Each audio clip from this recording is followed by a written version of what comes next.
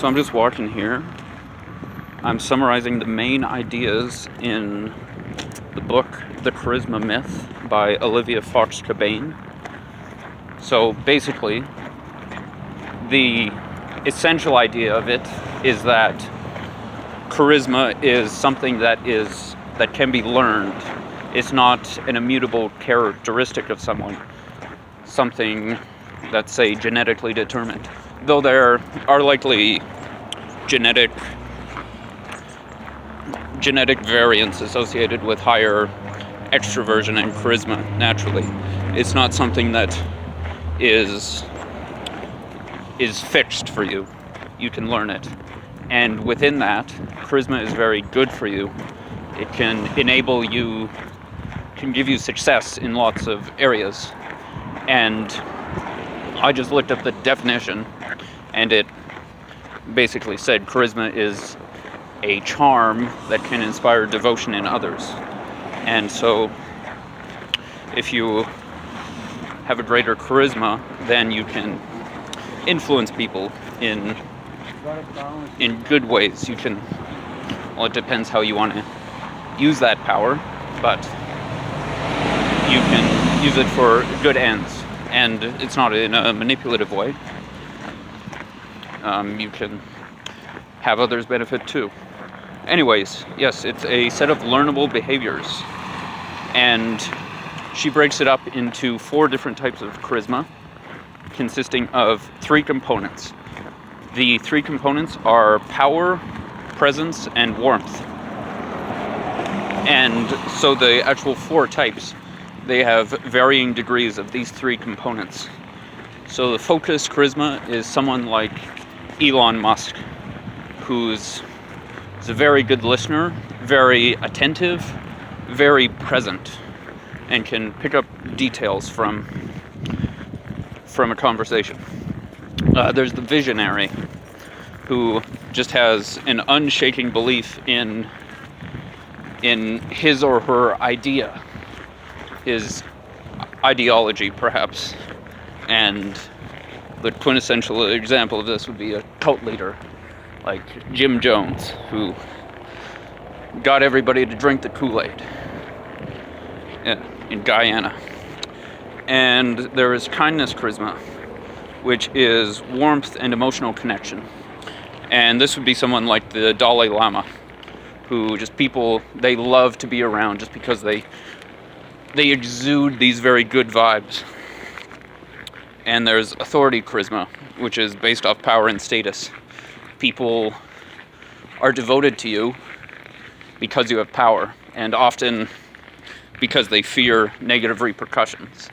And this would be negative examples like Hitler or Stalin.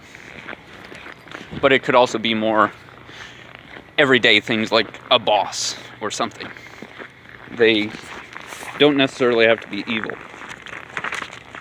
Anyways, so charisma is about body language. And, you've probably heard that over 90% of communication is nonverbal. And some people say it's 95 or even 98%, I've seen people say. It's hard to quantify exactly. But the main points in this are to just be comfortable. You want to exude the fact that you're comfortable so that other people will be comfortable in your presence. And within that, you just have to take care of yourself. Like, practice hygiene, adjust your clothes if they're uncomfortable. And within that is you need to have the mindfulness to actually recognize when you have tensions and resolve those. And there's also mental discomfort, such as anxiety or uncertainty. And one thing to do is just to adopt a breathing practice, such as pranayama breathing, which is alternate nostril breathing, and to do that in a box setting. So put your put your index finger on your forehead. Close your left nostril with your middle finger. Breathe in for 10.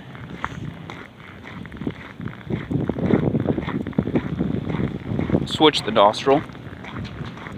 Hold for another 10.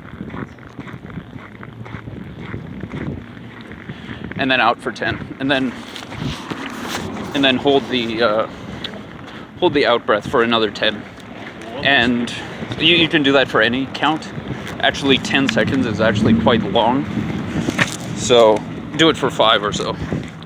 And one thing we do is we compare ourselves to others, and that's not helpful for anything. So, it's a cliche at this point, but compare yourself to the person who you were yesterday, not to others. And excessive self-criticism can also cause mental discomfort, and also self-doubt, such as imposter syndrome. And one thing to realize with this is that almost everybody suffers from this in some degree.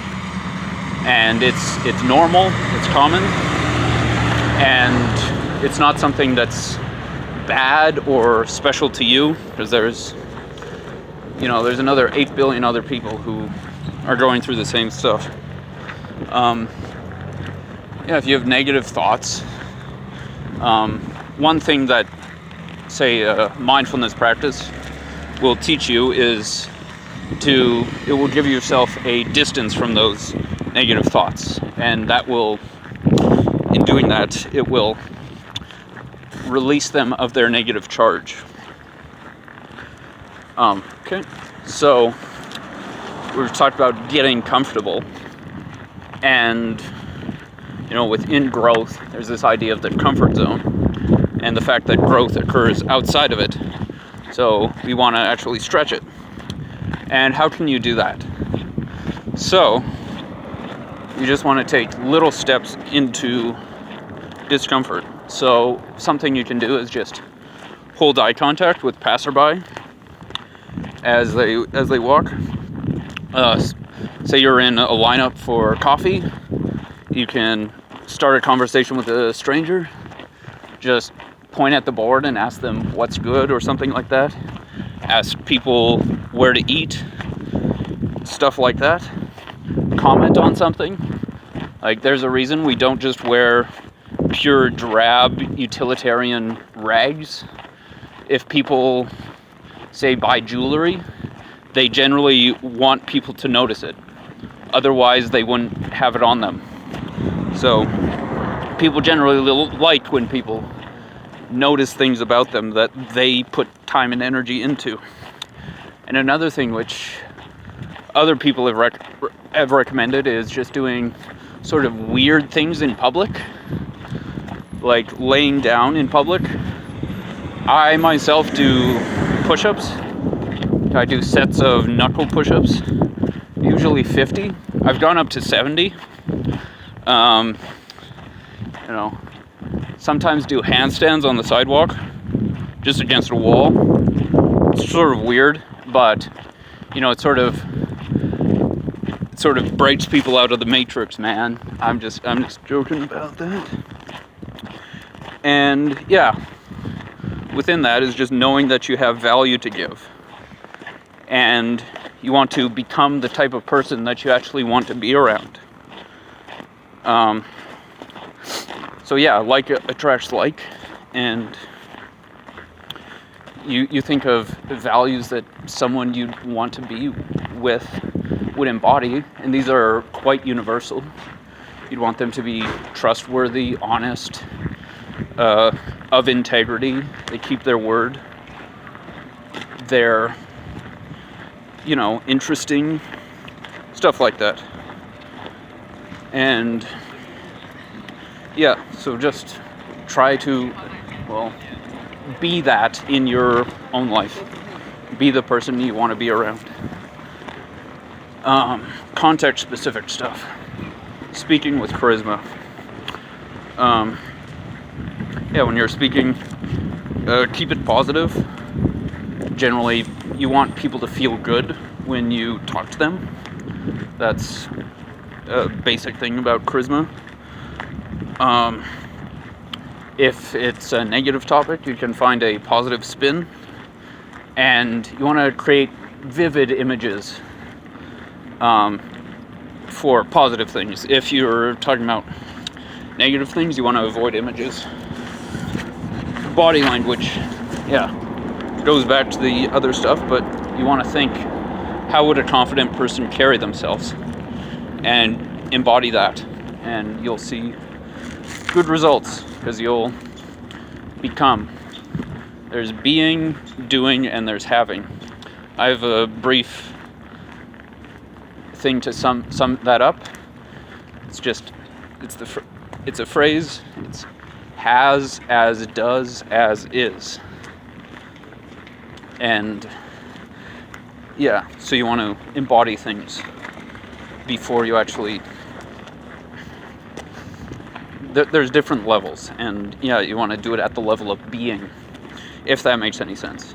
That's a bit of a weird esoteric tangent. But anyways, there's some context-specific advice, such as giving criticism. You want to make sure to come from a place of compassion, not sounding like you're judging them. And I think the meditative aspect is important here, because it's important in giving criticism, and it's important in getting criticism. Because when you're getting criticism, you think of it as something that you do that was bad. You don't necessarily take it on as a insult against your core being. It's just something you could improve. And that helps with giving it, because you know that this person is not their mental state, and it's not even necessarily their actions. And this can get into a tangent where we talk about responsibility, and people are still responsible for their actions, but getting them to change their actions, it doesn't necessarily have to come from a judgmental place.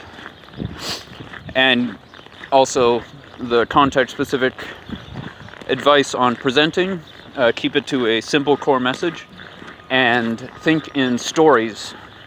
Talk about these characters, and make vivid descriptions, use metaphors, and the like. And to conclude, charisma is something you can learn, and it will create beneficial ripples in all aspects of your life. And so, thank you for watching. Have a great day. Peace.